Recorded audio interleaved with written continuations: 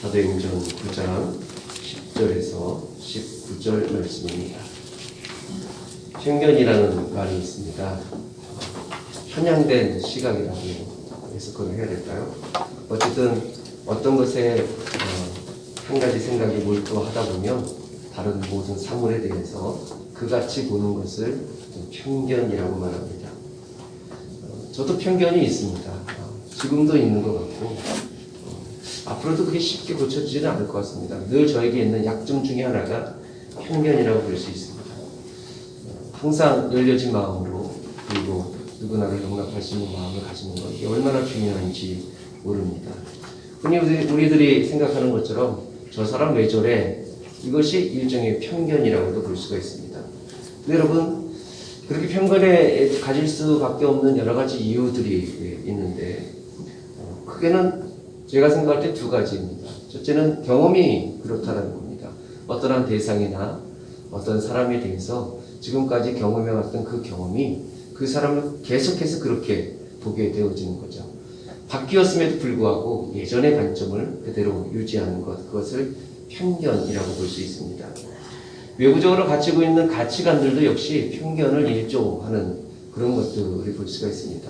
혹은 자기가 가지고 있는 관점이나 세계관들, 가치관이 다른 사물이나 사람에 대해서 편견의 눈을 보게 만드는 원인이 되어집니다.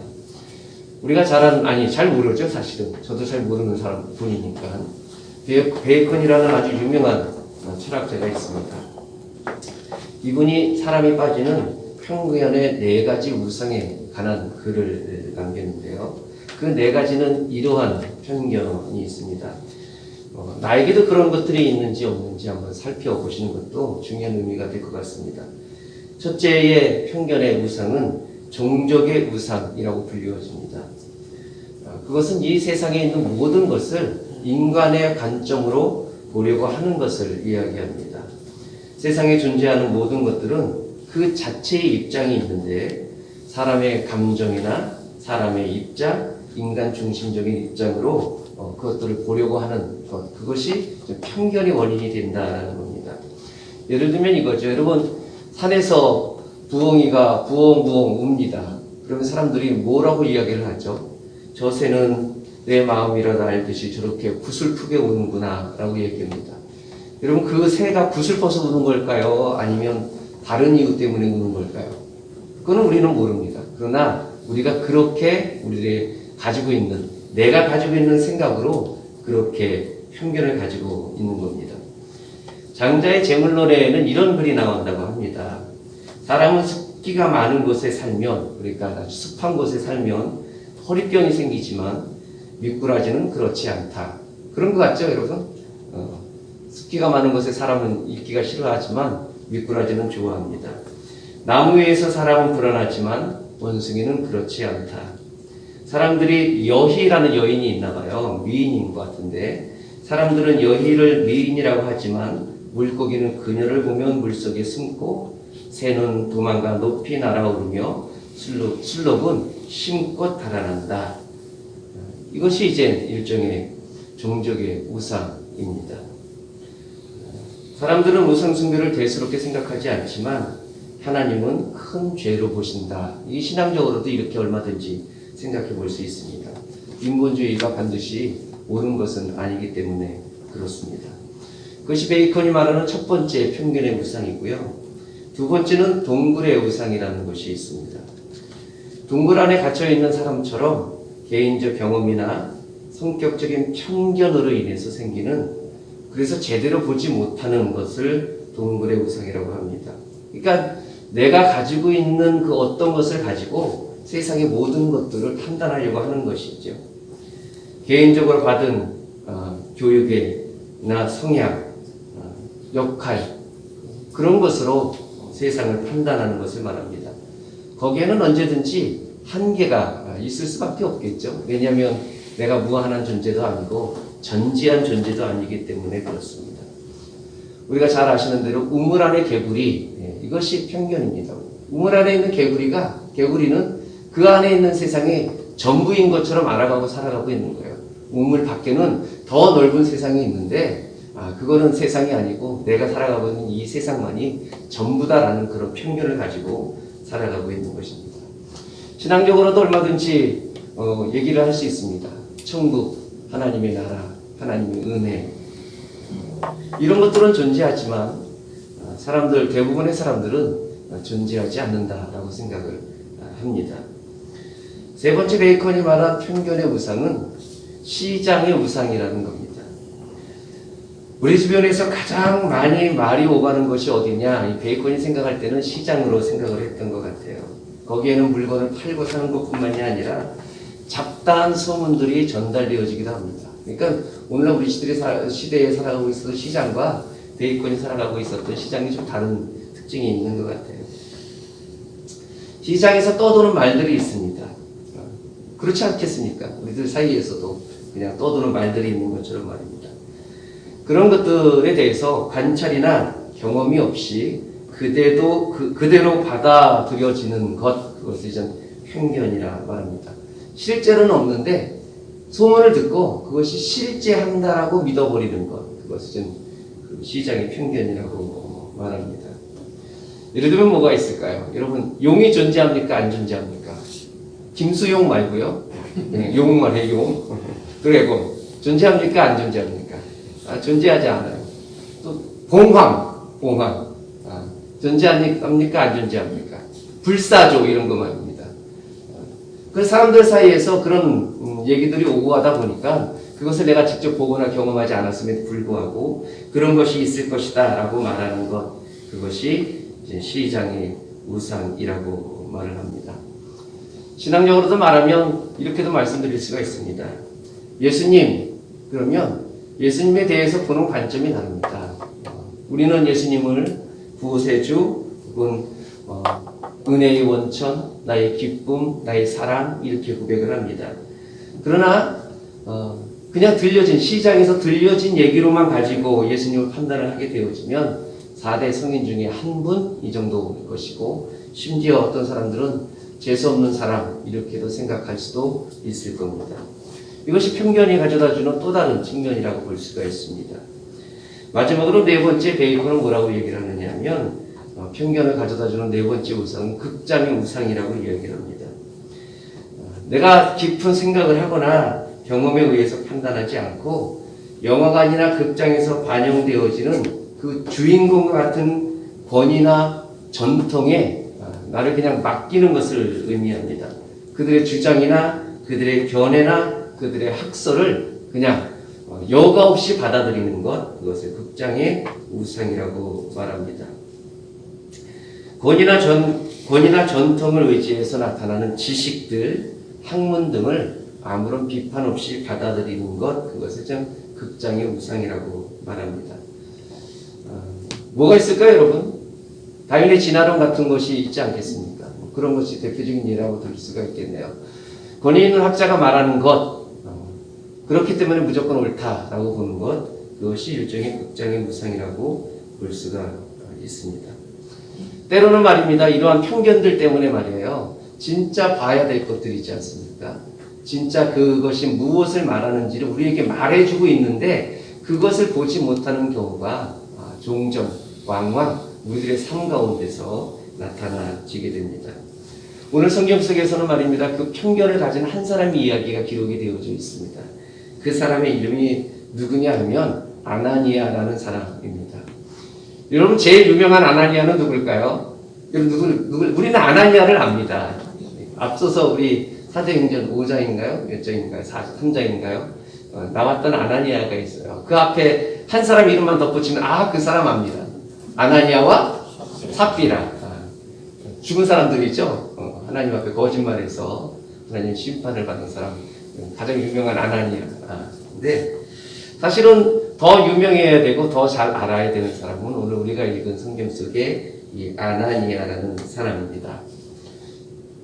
앞서 나오는 삽비라와 아나니아, 이 사람과 아나니아가 성경에는 또 한 번 나오는데요. 사도행전 23장인가 24장에 보면 대제사장 아나니아라는 사람이 나옵니다.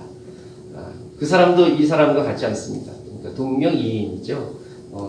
오늘 성경에 나오는 이 아나니아는 오늘 그 성경 전체의 사도행전에서 오늘 성경의 본문, 이 본문과 나중에 좀 바울이 자기가 이제 경험했던 일들에 대해서 간증을 할 때 아나니아의 얘기가 살짝 스치듯이 한번 지나갑니다. 오늘 우리가 읽은 이 아나니아라는 이분 말입니다. 이분도 가지고 있었던 편견이 있었습니다. 어느 날 하나님께서 아나니아에게 환상 중에서 나타나십니다. 그러면서 하나님께서 뭐라고 말씀하시느냐 하면 이렇게 말씀을 하세요. 10절 말씀 한번 볼까요? 10절 읽겠습니다. 시작.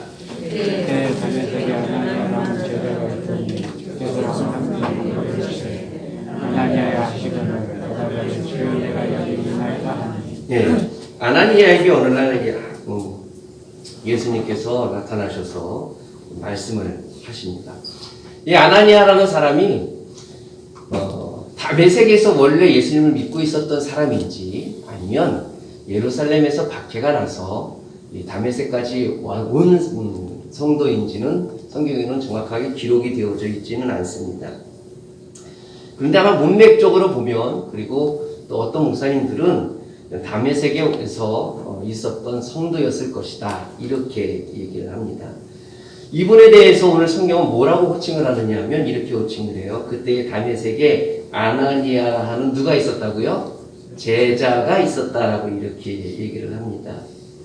그러니까 아나니아는 그냥 연약한 그리스도인이라고 부르기에는 정말 훈련이 잘 되어지고 헌신적인 그리스도의 제자라고 불리울 만한 신앙이 좋은 그런 분이었다라는 것은 우리가 미루어 짐작해 볼 수가 있습니다.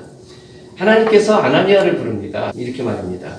아나니아야, 아나니아야, 이렇게 부르시죠. 여러분, 누구를 부를 때 말입니다. 예를 들면 가정에서 우리 자녀들을 부를 때 말입니다. 아니면 아내나 또 남편을 부를 때 말입니다. 여보, 아니면 저 같은 경우에는 재서가, 이렇게 부를 때 말입니다. 여러분, 왜 부르죠? 부르는 이유가 뭡니까? 그냥 쓸데없이 그냥 한번 불러보고 싶어서, 물론 그럴 수도 있을 겁니다. 너무 사랑스러워서 뭐 이렇게도 부를 수는 있겠지만, 사실은 여러분, 누구를 부를 때는 말입니다. 그 부름 속에서는 이미 그 부름에 대한 목적을 가지고 부르는 거예요. 그렇지 않습니까? 누구를 부르고 호칭할 때 특별히 오늘 하나님께서 아나니아야 라고 부르는 이유는 무엇이냐면, 아나니아를 부름으로 말미암아 아나니아에게 무엇인가를 말씀하고 싶어서 아나니아를 부른다라는 겁니다. 더군다나 성경에 나오는 대부분 하나님께서 사람을 부르실 때는 그 부르심 속에서는 하나님께서 그 사람에게 주시는 특별한 목적, 다시 말씀드리면 특별한 사명을 가지고 부르신다는 것이 대부분 사람을 부르실 때의 말씀입니다. 왜 부르셨느냐? 하나님의 부르심의 의미는 무엇이냐면 아나니아에게 무엇인가를 시키기 위해서 부르시는 거예요. 사명을 주시기 위해서 부르시는 겁니다. 이걸 거꾸로 말씀드리면 어떻게 말씀을 드릴 수 있느냐? 우리가 누군가에게 무엇을 시키기 위해서 누구를 불렀어요. 예를 들면 전사님하고 제가 우리 전사님을 부르면 전사님한테 나와 무엇인가 같이 하십시다, 이런 의미가 있겠죠. 아니면 뭔가를 부탁을 하거나 아니면 무엇을 해주십시오라고 의미를 그렇게 부를 겁니다. 그런데 그럴 리 없지만 예입니다. 우리 전사님이 늘 하는 짓이 뺀질뺀질해요. 아니에요. 불러도 대답도 안 하고 그런 분이라는 거예요. 그러면 제가 그 전사님한테 그 일을 하기 위해서 부를까요, 안 부를까요? 그냥 내가 하고 말지, 이렇게 되어지는 겁니다. 근데 그 사람을 부른다라는 말의 의미는 무엇이냐면 내가 그 사람한테 부탁할 그 일을 그 사람이 해줄 수 있을 것이다 라는 마음과 그런 능력을 가지고 있기 때문에 그 사람을 부르는 거예요. 이해하셨죠? 하나님께서 왜 아나니아를 부르셨을까요? 아나니아에게 무엇인가를 시키려고 하는데 아나니아를 왜 콕 집어서 아나니아를 부르셨느냐 하면 아나니아는 내가 말할 때 내가 말한 말을 하나님께서 주신 그 말씀을 들을 자세가 가지고 있는 사람이다라는 것이 이미 하나님의 마음 가운데 있는 거예요. 그리고 아나니아는 내가 말한 것에 대해서 순종하고 헌신하고 결단할 수 있는 사람이라는 것을 하나님께서 아시고 아나니아를 불렀다라는 겁니다. 아나니아는 그렇게 믿음이 좋으신 분이십니다.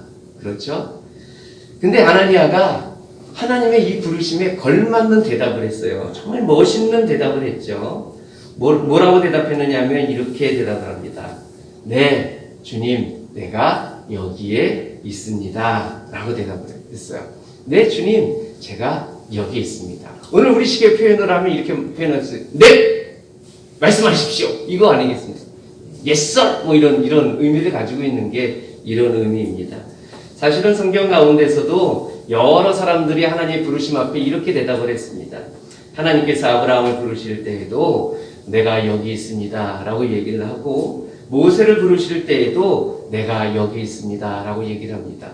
우리가 잘 아는 사무엘 선지자 같은 경우에도 주님 말씀하십시오. 내가 듣겠습니다. 라고 이렇게 대답을 합니다. 그러니까 구약 성경에 나타난 수많은 선지자나 믿음의 사람들이 하나님께서 부르셨을 때의 반응과 비슷한 똑같은 반응을 지금 아나니아가 하고 있다라는 거예요.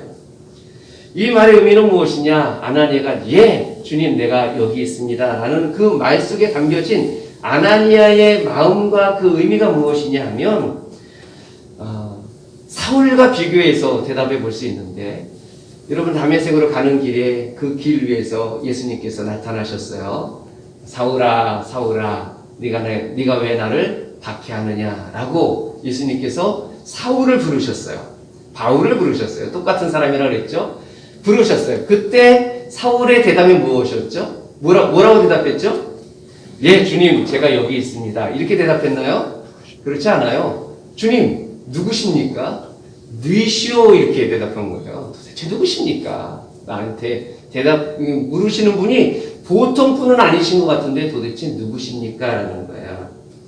근데 아나니아는 단박에 알았던 거예요. 아나니아야 라고 말했을 때 아나니아는 나를 부르신 분이 예수님이시구나 라는 것을 알았다라는 겁니다. 다시 말씀드리면 아나니아는 적어도 하나님 앞에서 열려져 있는 사람이고 주님의 음성에 대해서 굉장히 민감한 사람이었음을 우리는 아나니아가 대답한 것만으로도 알 수가 있어요.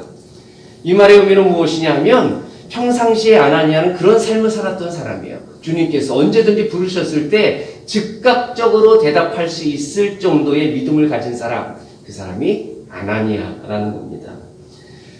주님 내가 여기 있습니다 라고 말하는 의미는 무엇일까요?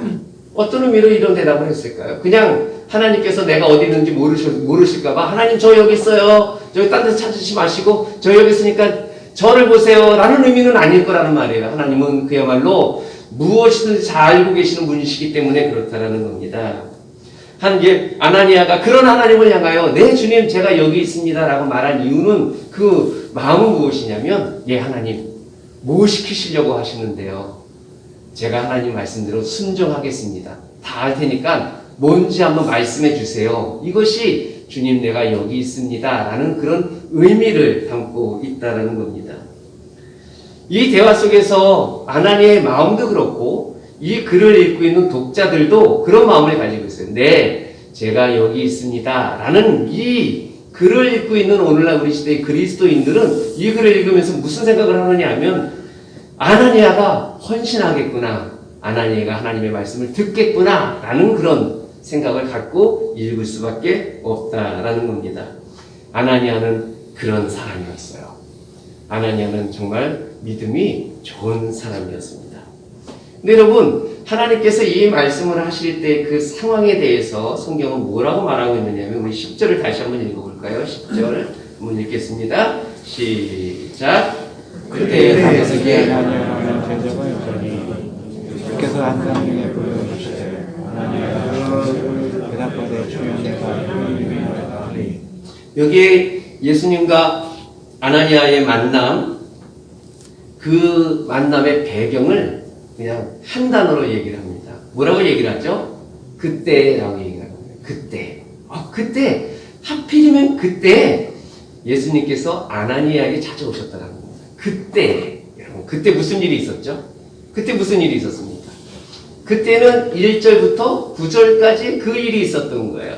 1절부터 9절까지 그 일은 누구와 관련되어진 일이었습니까? 우리가 지난주에 살펴봤던 대로 사울과 관련이 되어져 있었던 일이에요. 예수님께서 사울을 부르셔서 예수님의 자신에 대해서 보여주시고 또 사울에게 다메섹으로 들어가서 내가 보낼 사람을 기다리라 라고 이렇게 말씀을 하셨습니다. 그래서 다메섹에 들어간 사울은 무엇을 하고 있었느냐? 일단 신체적으로는 눈이 보이질 않는 상황이었고요.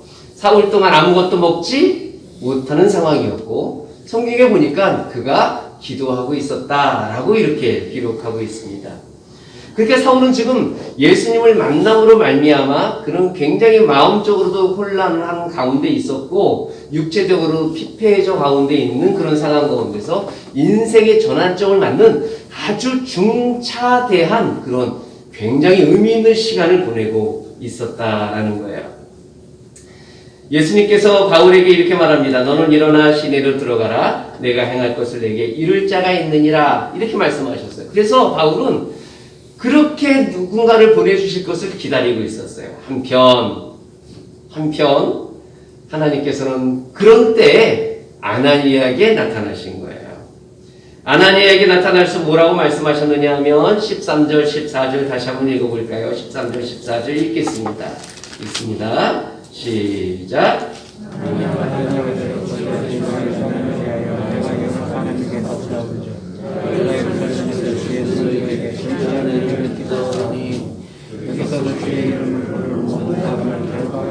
예, 이 말씀은 예수님께서 아나니아에게 하신 말씀이 아니라 예수님께서 아나니아를 사울에게 보낸다라고 말씀을 하셨을 때 아나니아의 반응이에요. 예수님?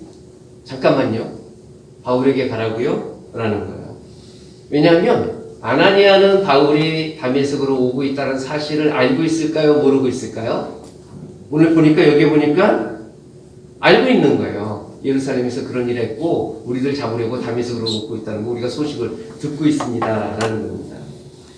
사울의 소식을 듣고 있었던, 그러나 사울이 예수님을 만났던 사실을 모르고 있는 지금 시점에서 아나니아는 어떤 마음이었을까요?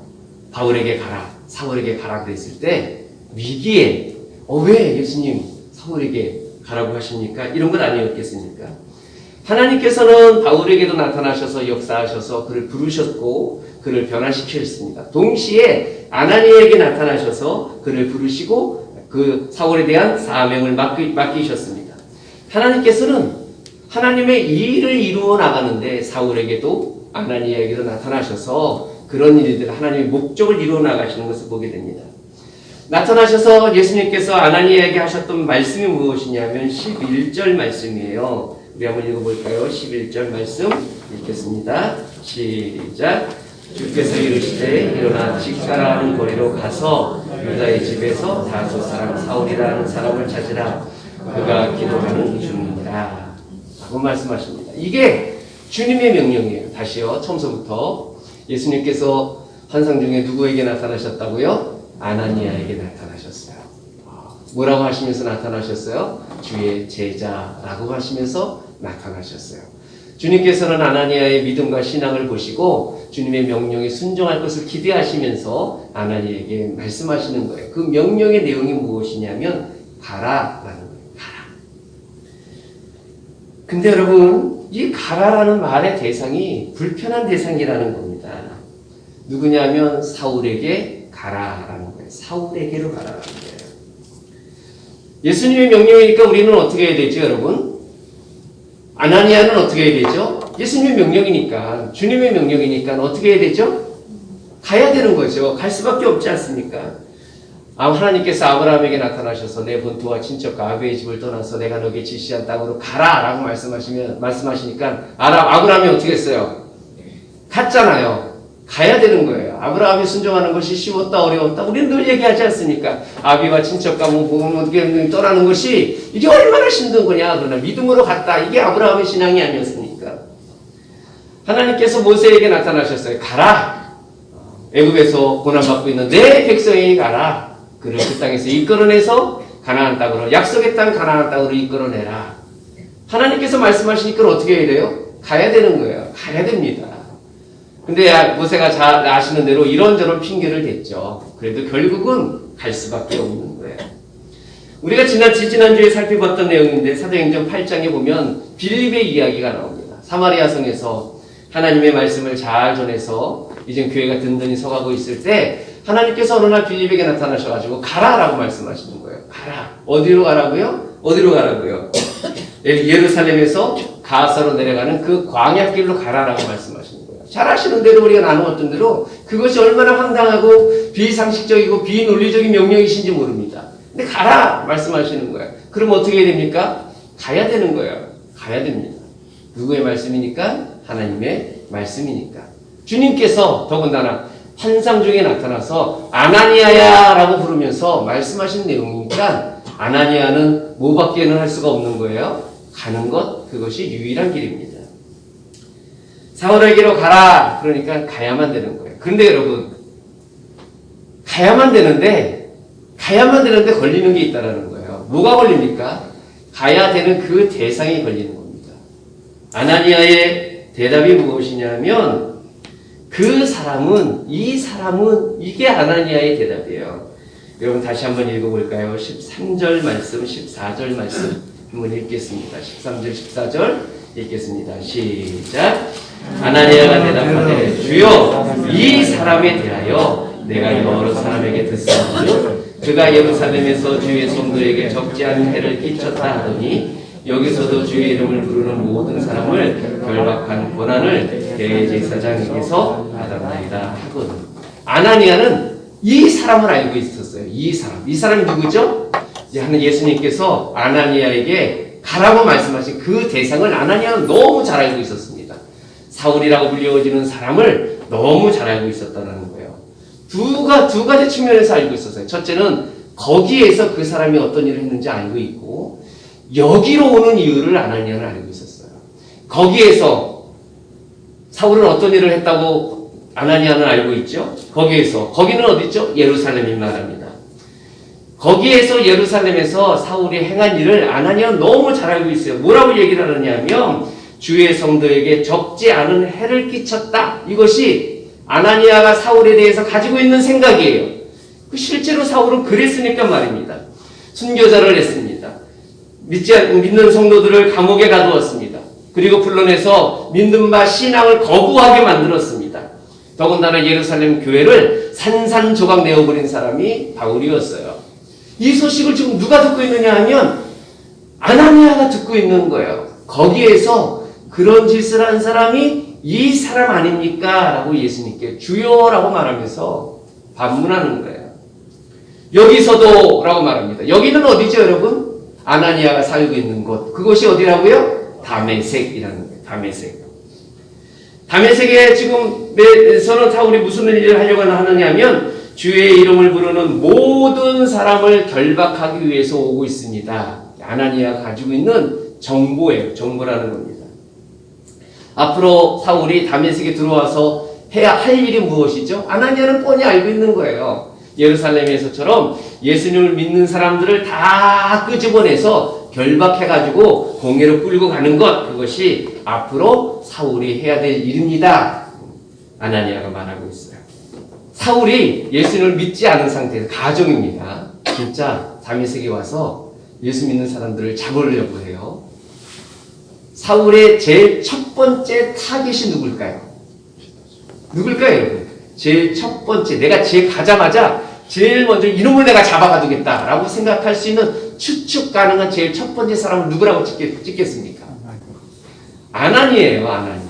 왜 그렇죠? 성경이 아나니아를 제자라고 말했고 하나님께서 아나니아를 부르실 만큼 아나니아가 굉장히 믿음이 좋았던 사람이에요. 저는 거꾸로 이렇게 생각을 했습니다. 아나니아가 사울을 알고 있듯이 사울도 이미 아나니아에 대한 정보를 알고 있지 않았을까라는 생각이에요. 제거 대상 제1호 이게 아나니아입니다. 아나는 지금 현재 사울이 바뀌었는지 몰라요. 변화되었는지 모릅니다. 하나님께서 가라라고 말씀하시는 거예요. 제거 대상 제1호에게 그 말씀을 하시는 거예요. 너 가서 잡혀라. 이 말과 다르지 않다라는 겁니다. 다시 말씀드리면 사울은 어떤 사람이었느냐? 교회와 성도를 박해하는 그리스도의 원수와 같은 사람이 바로 사울이라는 인물이에요. 하나님께서 그에게 보내시는 겁니다. 아나니아가 생각하는 수준이 굉장히 독특하고 편향되고 편협한 그런 생각일까요? 그렇지 않아요. 당시에 다메섹에 있었던 모든 그리스도인들은 아나니아와 같은 생각을 하고 있었을 겁니다. 왜냐하면 그 소문을 아나니아와 똑같이 들었을 것이기 때문에 그렇다는 거예요. 예루살렘에서 사울이 했던 그 일들을 알고 있을 것이고, 사울이 다메섹으로 오고 있는 이유를 다메섹에 있는 모든 성도들은 다 똑같이 그 정보를 가지고 있기 때문에 그렇다는 겁니다.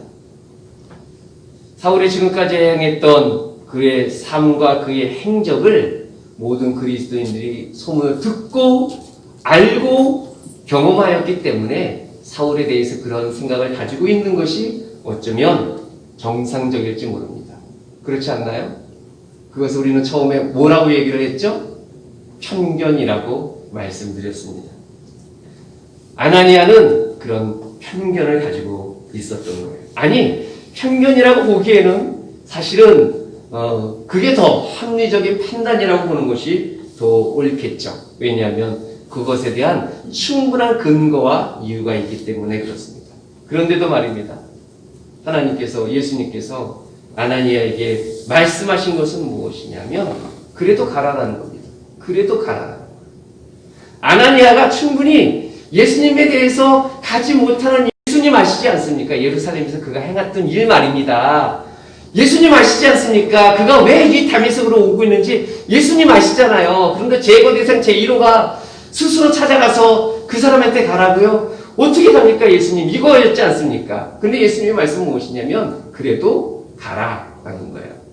15절 말씀 읽겠습니다. 15절 읽습니다. 시작.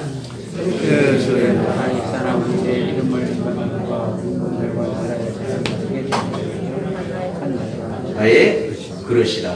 하나님께서 먼저 가라라고 말씀하신 다음에 15절에 다시 가라라고 말씀하시는 거예요. 그러나 하나님의 명령이 똑같은 명령을 2번 반복해서 말씀하시는 겁니다. 어떤 의미로 보면 첫 번째 가라라고 말씀하셨던 그 명령보다 두 번째 명령이니까 더 엄격한 거죠. 그렇지 않나요?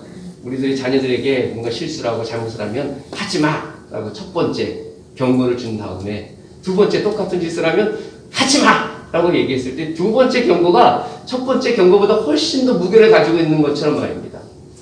하나님께서 아나니아에게 가라라고 명령을 하셨어요. 아나니아가 이런저런 합리적인 이유를 들어서 못 갑니다 라는 간접적인 불순종의 표현일 수도 있겠죠. 근데 그것에 대해서 하나님께서 다시 말씀하시는, 가라고 말씀하시는 거예요. 하나님의 명령은 달라지지 않습니다. 하나님의 목적은 달라지지 않는다는 거예요. 준엄한 하나님의 목적을 가지고 있다는 겁니다.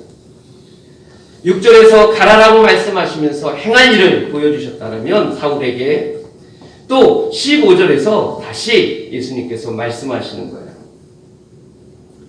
바뀌지 않는 하나님의 목적을 우리는 볼 수가 있습니다. 하나님께서 두 번째 가라라고 말씀하셨을 때 하나님은 참 은혜로우신 분이시다라는 것을 우리가 볼 수 있는데요. 이렇게 말씀하십니다. 15절을 보시면 주께서 이르시되 가라 라고 말씀하십니다. 어떻게 억양을 했을까 상상을 해봐요. 야 이놈아 가! 이건 아니었을 것 같아요. 이렇게 문맥상 이렇게 저는 느껴졌어요. 아나니아에게 그래도 가야 돼. 가. 그러시면서 뭐라고 말씀하시냐면 가야 될 이유를 충분히 말씀하시면서 설득을 시키십니다. 왜 가야 되느냐? 15절 다시 한번 읽어볼까요? 읽습니다. 시작.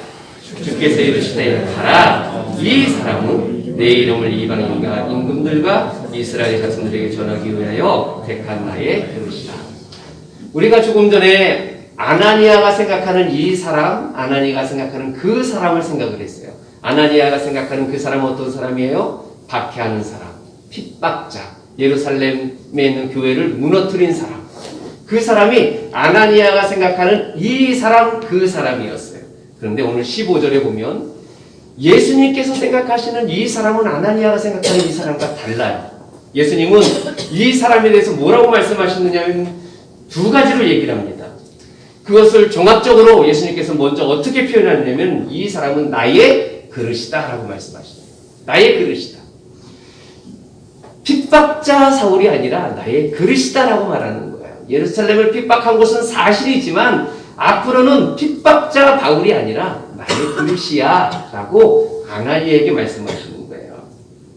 어떤 목적을 위하여 사용되어지는 용기나 도구, 그것을 그릇이라고 말하는 겁니다. 예수님께서 지금 사울에 대해서 어떻게 말씀하시느냐 하면 나의 목적을 위해서, 내가 생각한 어떤 일을 위해서 앞으로 이 사람을 내가 사용할 거야 라고 아나니아에게 말씀하시는 거예요. 아나니아가 생각하는 그 사람과 예수님께서 생각하는 그 사람이 다른 지점을 볼 수가 있습니다. 예수님께서 이 사람을 어떤 그릇으로 사용하고 싶으냐? 두 가지로 사용하고 싶으신 거예요. 첫째, 15절에 보면 뭐라고요? 15절에 보면 내 이름을 이방인과 임금들과 이스라엘 자손들에게 전하기 위하여 택한 나의 그릇이다 라고 말합니다. 그러니까 무슨 얘기를 하느냐 하면 나의 이름을 전달할 목적으로 사용되어지는 그릇이다 라는 거예요. 예수님께서는 바울을 그런 사람으로 생각하는 겁니다. 이 사람은 나의 복음을, 내 생명을 전하기 위한 도구야 라고 예수님께서 말씀하십니다. 두 번째는 어떤 의미로 사용하시냐면 16절에 보면 똑같이 말씀하시는 겁니다. 그가 내 이름을 위하여 얼마나 고난받아야 할 것을 내가 그에게 보입니다. 두 번째는 뭐냐? 내가 그 사람을 세워서 고난받는 사람으로 만들 거야 라는 거예요. 역설이죠. 아나니아의 그 사람과 예수님의 그 사람은 역설이에요. 아나니아의 그 사람은 예수님을 반대했던 사람인데 예수님의 그 사람은 예수님을 전하는 사람이 되어졌고 아나니아의 그 사람은 핍박하는 사람이었는데 예수님의 그 사람은 핍박받는 사람이 되어진 거예요. 예수님께서 그렇게 부르시겠다는 겁니다. 그것이 하나님의 의도함이고 하나님의 목적이에요. 바울을 향한 하나님의 목적이 그렇다는 겁니다. 그래서 아나니아를 부르는 거예요. 보내시는 겁니다. 그 목적을 위해서 보내시는 거예요. 하나님께서 아나니아에게 충분히 설명을 했습니다. 예전은 그가 핍박하는 자였지만 핍박을 받는 자가 되어지고 예전에는 그가 복음의 걸림돌이었지만 이제는 복음을 전하는 나의 그릇이 되어진다라고 아나니아에게 말씀하셨어요. 그러면서 말씀하시는 게 뭐라고요? 가라. 가라. 아나니아는 어떻게 했을까요, 여러분? 이 말씀에 대해서 아나니아는 어떻게 했을까요? 아나니아가 하나님의 이 말씀에 순종했습니다. 순종했어요. 이 사람이 하나님의 이 말씀에 순종한 이유는 뭘까요? 우리가 아닌 것이 하나 있습니다. 아나니아는 사울을 만나지 못한 상황이에요. 그러니까 아나니아는 지금 소문만 듣고 있는 상황이에요. 거기에 무엇이 개입이 되어졌느냐 하면 하나님의 말씀이 개입이 되어진 거예요. 지금까지 알고 있는 세상적인 풍문과 그 사람에 대한 경험들이 아나니아가 가지고 있는 모든 정보의 근거였는데 어느 날 갑자기 자기가 가지고 있던 그 근거에 하나님의 말씀이 개입이 되어진 거예요. 하나님께서 그게 아니다. 그는 나의 그릇이다 라는 이 말씀이 개입이 되어진 겁니다. 그래서 아나니아는 선택할 수밖에 없는 거예요. 지금까지 가지고 있는 자기의 정보, 그것을 가지고 판단할 것인가 아니면 하나님께서 나에게 주신 하나님의 말씀을 근거로 해서 판단할 것인가라는 거예요. 결국은 무엇을 가지고 판단한 거죠? 하나님의 말씀의 근거로 해서 그의 삶을 내어드린 겁니다. 그것을 우리는 아주 쉬운 말로 뭐라고 표현하느냐 하면 순종이고 헌신이다라고 말하는 겁니다. 사랑하는 성도 여러분, 아나니아와 같은 헌신이 우리에게 있기를 바랍니다. 아나니아가 하나님의 말씀이기 때문에 순종한 거예요. 하나님의 말씀이기 때문에 그렇습니다. 주님의 말씀이기 때문에 바울이 다메섹 도상에서 만난 그 주님께서 말씀하셨기 때문에 아나니아가 평생 동안 경험한 그 주님께서 말씀하셨기 때문에 그리고 하나님의 말씀은 반드시 그렇게 되어지고 성취되어질 것을 알고 그것을 믿기 때문에 아나니아는 하나님의 말씀에 순종하여 사울에게 갈 수 있었던 겁니다. 오늘 우리가 읽은 구절 가운데서 정말 감동이 되어지는 한 단어가 있어요. 한 단어가 무엇이냐면 17절 말씀입니다. 우리 같이 한번 읽어볼까요? 17절. 여러분, 아나니아가 지금 사울에게 얘기하는 거예요. 아나니아가 어떤 마음인지를 한번 아나니아의 마음이 지금 어떤 마음일까? 이 생각을 가지고 한번 읽어보시길 바랍니다. 자, 17절 읽겠습니다. 시작. 하나님이 떠나 유대에 들어가서 그에게 안수하되 안수하되 빈자서라 주고 내가 우리 대해서 다시 오게 하시고 성령으로 성령을 충만하게 하신다니. 어떤 단어가 마음에 확 받았습니까? 저는요, 어느 말이 정말 은혜로웠느냐 하면 아나니아가 사울에게 했던 이 단어였어요. 안수야 이르되 형제 사울아 라는 거예요. 형제 사울아. 여러분, 사실은 이 말이 쉽게 나올 수 없는 말입니다. 지금까지 사울은 어떤 사람이었느냐면 교회의 뭐라고요? 원수와 같은 사람이었어요. 예루살렘 교회를 무너뜨린 사람이었고, 수많은 예수 믿는 사람들을 잡아다가 예수를 믿지 못하게 예수는 구세주가 아니다라고 억지로 거부하게 만들었던 사람이 이 사울이라는 거야. 근데 하나님의 말씀에 의지해서 사울을 만나자마자 아나니아가 했던 첫 번째 말이 무엇이었느냐면 형제 사울아, 이것이었어요. 형제 사울아. 아나니아가 사울과 만나서 많은 얘기를 했겠죠. 그렇겠죠. 왜 많은 얘기를 하지 않았을까요? 근데 사울이 아나니아에게서 들었던 말들 중에서 가장 감동스러운 말이 무엇이었을까? 단 한마디만 꼽으라 그러면 저는 주저하지 않고 나를 형제라고 불리워진 그 형제라는 단어라고 생각을 합니다.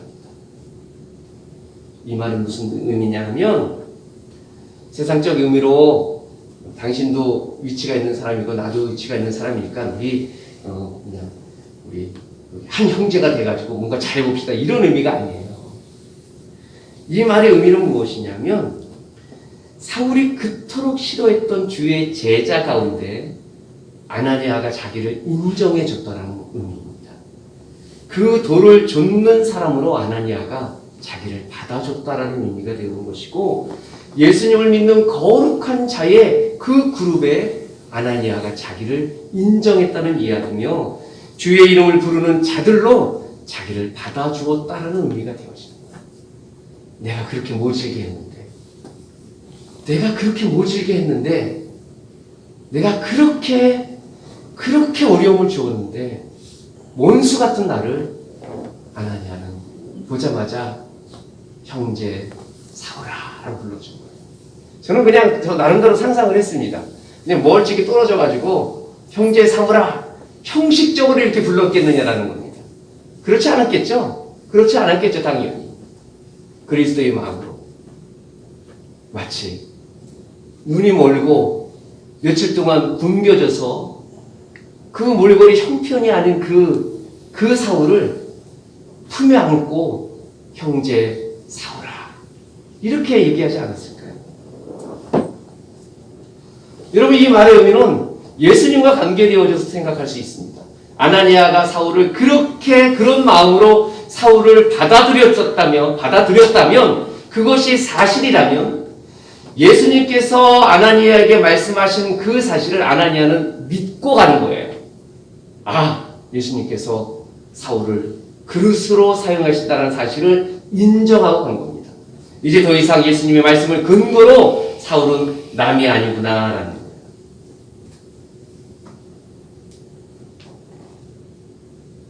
아나니아는 자기 사고의 영역에서만 순종한 것이 아닙니다. 사실은 사울에게 가라라는 말의 의미는 용납할 수 없는 순종입니다. 우리도 마찬가지 아닙니까? 하나님께 순종하라 그럴 때 용납할 수 없는 순종들이 있어요. 어떤 것이죠? 이해가 되지 않으면 순종하지 않습니다. 그것이 하나님의 말씀이다. 나의 사고의 영역에 합리적이라고 생각이 되어질 때 순종할 수 있는 겁니다. 세상적 가치와 정의 간의 부합이 되어질 때만 순종할 수 있는 거예요. 그리고 더 나아가서 내가 감당할 수 있을 정도만 순종하는 겁니다. 조금 더 무리한 요구를 하면 하나님 그거 아닌데요? 라고 거부해버립니다. 그것이 불순종이라는 거예요. 불순종은 뭐냐면 아나니아가 말했던 것과 똑같은 거예요. 그 사람은 이라는 거예요. 예수님, 그 사람은 아시지 않습니까? 이거예요. 우리들에게도 그런 거 있지 않습니까? 예수님, 그 사람은, 다른 사람은 다 되는데 그 사람은 좀 곤란한데요. 예수님 다른 일은 다 할 수 있겠는데 그것만큼은 내가 조금 다시 한번 재고를 한번 해주시죠. 예수님, 내가 모든 일은 다 할 수 있는데 그 일만큼은 안 될 것 같은데요. 그거는 좀 곤란합니다. 이런 거 말입니다. 요나의 불순종과 순종이 그것 아니겠습니까? 예수님, 하나님 그거 아닌 것 같은데요. 그렇게 할 수 없습니다라는 거예요. 그것이 편견의 위험이라고 말씀드릴 수 있습니다. 아나니아는 사울에 대한 편견을 가지고 있었던 거예요. 그런데 적어도 아나니아는 하나님의 말씀이 그 편견 속에 개입이 되자마자 아나니아는 자신이 가지고 있는 편견을 버렸어요. 무슨 얘기인지 아시겠습니까? 그리고 무엇을 붙들었느냐 하면 갑작스럽게 개입이 되어진 예수 그리스도의 말씀이 옳다라고 인정하고 그 말씀에 순종한 사람이 아나니아라는 거예요. 그랬으면 좋겠습니다. 아나니아의 이 순종을 통해서 무슨 일이 일어났느냐? 사울이 사울되게 만드는 그 근거를, 기초를 놓았어요. 예를 들면 시력이 회복되어지게 만들었고 강건하게 만들었으며 성령 충만하게 되어졌습니다. 아나니아는 사울처럼 되지 못하는 사람입니다. 사울처럼 되어질 수가 없는 거예요. 아나니아는 아나니아처럼 하나님께서 사용하실 분이죠. 그러나 아나니아는 사울이 사울되게 만드는 그 기초의 틀을 만든 사람이 아나니아였습니다. 더군다나 아나니아는 하나님의 목적을 시작하게 만든 사람이었어요. 하나님의 목적이 무엇이었다고요? 그는 나의 그릇이다 라고 말하는 거예요. 그 그릇의 의미는 뭐라고요? 나의 이 말을, 나의 전한 말을, 나에 대한 것을, 복음을 모든 이방인과 사람들에게 전할 사람이다. 이게 하나님 예수님의 목적입니다. 그리고 나를 위하여 고난받는 사람이 될 것이다. 이것이 예수님의 목적이에요. 그리고 그 목적의 시작을 누가 했느냐? 아나니아가 한 거예요. 두려움을 무릅쓰고 하나님의 말씀이기 때문에 그에게 찾아가서 순종함으로 말미암아 하나님의 목적이 성취되어지는 그 출발점, 시작! 이것을 아나니아가 그 틀을 만들어놨다. 아나니아는 초두에 말씀을 드렸던 것처럼 그 이후에 아나니아에 대한 기록은 없습니다. 성경의 인물 가운데 두드러진 인물은 아니에요. 아나니아가. 그러나 아나니아는 하나님 앞에 충분히 쓰임받고 사용받은 사람이었음을 우리는 부인하지 못합니다. 존 스타우피츠라는 사람이 있습니다. 모르실 겁니다. 그러나 이 사람은 알 겁니다. 마틴 루터, 이 사람은 알 겁니다. 존 스타우피츠는 마틴 루터를 그리스도께로 인도한 사람, 그렇게 도움을 주었던 사람입니다. 존 에글렌, 이 사람 모를 겁니다. 그러나 스펄전, 이 사람은 잘 알 거예요. 설교의 왕자라고 불려지는 사람입니다. 존 에글렌은 스펄전의 회심의 도구로 사용되어졌던 사람입니다. 에드워드 킴벨, 혹시 이 사람은 아시는 분들이 간간히 있습니다. 왜냐하면 이분이 유명하기 때문에 그래요. D.L. 무디, 미국의 정말 유명한 부흥사 말입니다. 신발가게 점원으로 무디의 영적 멘토가 된 사람, 그 사람이 에드워드 킴벨이라는 사람입니다. 모데카이 햄, 이 사람 아는 사람 없을 겁니다. 그러나 이 사람은 우리나라 사람들은 너무 잘 아는 사람이에요. 빌리 그레함. 아시죠? 적어도 이분은 아셔야 됩니다. 빌리 그레함. 거의 알려지지 않은 복음 전도자였던 빌리 그레함이 그의 생을 그리스도께 드린 그날 밤에 설교했던 분이 모데카이 햄이라는 이름 없는 이분이었어요. 오늘날 이 시대에 아나니아라는 사람은 얼마든지 있을 수 있습니다. 사랑하는 성도 여러분, 우리가 아나니아가 될 수가 있다는 거예요. 이 세상의 모든 편견 가운데 말입니다. 하나님의 말씀이 진짜인 줄 아는 것, 그것이 편견이라고 말한다면 주저하지 않고 저는 그 편견을 가진 사람이 될 겁니다. 이해하시겠습니까? 어느 날 갑자기 나에게로 찾아와서 압도하시고 나에게 말씀하신 그 하나님의 말씀이 그것이 진리임을, 그것이 편견이라면 저는 그 편견으로 살아갈 것입니다. 왜냐하면 성경이, 교회의 역사가 하나님의 그 말씀이 성취되어지고 이루시고 나타내 주시고 그런 일들을 얼마든지 목격할 수 있고 우리가 경험해 왔기 때문에 그렇습니다. 주의 말씀이 우리에게 개입이 되어진다면 아나니아의 그 사람이 아니라 예수님의 그 사람을 우리가 갖는, 그렇게 믿는 우리 모두가 되어지시기 바랍니다. 우리 같이 한번 기도하겠습니다.